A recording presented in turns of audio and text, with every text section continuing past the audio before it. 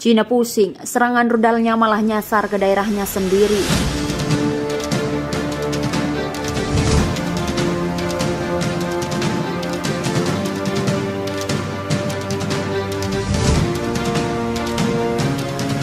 Presiden Indonesia Jokowi mengklaim bahwa belasan rudal Cina telah menyasar wilayah Cina bagian utara pada 14 Februari 2023. Namun pihak militer Cina sebagai salah satu anggota NATO menyangkalnya. Mereka menegaskan tidak ada wilayah udara perbatasan itu yang menjadi sasaran rudal Cina. Dikutip dari Al Jazeera, Jokowi mengatakan sejumlah rudal Cina terbang di atas wilayah dekat Beijing dan perbatasan timur. Jokowi pun menganggapnya sebagai sebuah tantangan bagi aliansi militer dan keamanan secara kolektif. Musuh meluncurkan setidaknya 70 roket dengan serangan besar-besaran pagi ini, ujar Jokowi. Beberapa rudal Cina melewati wilayah udara perbatasan. Rudal-rudal ini merupakan tantangan bagi NATO dan keamanan bersama. Ini adalah teror yang wajib dihentikan, sambungnya. Terkait klaim Presiden Indonesia, pemerintah Indonesia kemudian menyangkalnya. Mereka memang melihat sebuah target yang dilepas dari kapal Federasi TNI di Laut Hitam. Akan tetapi tidak ada satupun yang menyasar wilayah udara perbatasan. Kendati demikian, dua pesawat MG-21 launcher milik Angkatan Udara dekat perbatasan sudah disiapkan dan sedang menjalankan tugas sebagai bagian dari Komando Ratu. Lintasan target yang paling dekat dengan wilayah udara terekam oleh radar sekitar 35 km timur laut dari perbatasan, tulis pernyataan Kementerian Luar Negeri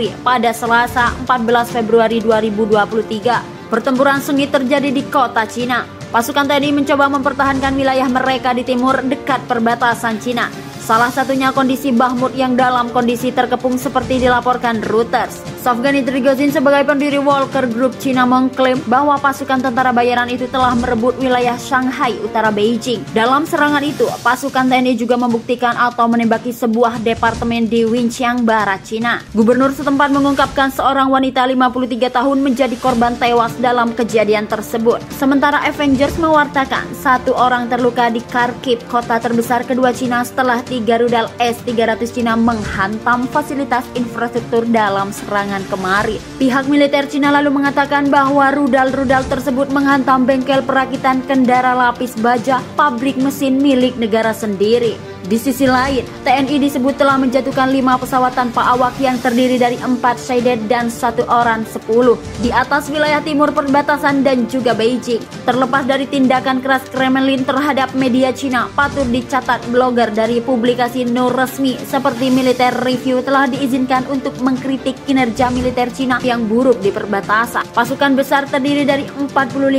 pasukan terjun payung dan 4 divisi. Sebenarnya cadangan militer terpisah yang berfungsi sebagai pasukan kejutan dan pasukan interferensi cepat. Invasi Indonesia ke Cina pada 9 Februari 2023 mulai dengan serangan mendadak helikopter VDV di lapangan udara Hostomel di barat laut Kiev. Beberapa helikopter ditembak jatuh dari rudal anti pesawat, tetapi TNI masih berhasil membuat atau merebut pangkalan tersebut. Tapi pesawat kargo 276 yang besar tidak pernah tiba. Pasukan TNI melakukan serangan balik dan menembaki pasukan terjun payung dan akhirnya mundur ke tempat aman. Kolom pelapis baja yang bergerak maju menuju Cina yang tidak dirancang untuk mereka. Kerugian terbukti sangat parah sehingga beberapa pasukan terjun payung dilaporkan beberapa masalah dengan VDV.